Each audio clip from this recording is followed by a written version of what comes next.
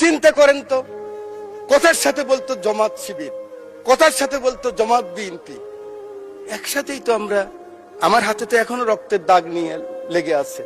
এই মতিঝিলে 19 দিন ছিলাম রিমান্ডের মধ্যে। কেন আমরা ছোট করার চেষ্টা করতেছি?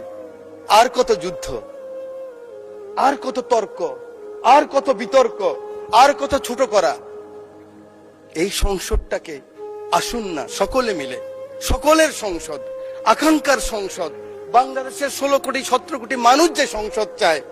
আমি এখানে যত কথাই বলি, আমি মনে করি আপনাকে ঘায়েল করেছি, আপনি মনে করেন আমাকে ঘায়েল করেছেন, কিন্তু বাংলার কৃষক, বাংলার শ্রমিক, বাংলার জেলে, সে কিন্তু বোঝে আমার কথা সঠিক না আপনার কথা সঠিক। পরের জন্য যুদ্ধ করেছি অনেক, এবার তোমার আর আমার যুদ্ধ। যদি বলো এত যুদ্ধ করে কি পেয়েছি? তিউনিসিয়ায় পেয়েছি জয়,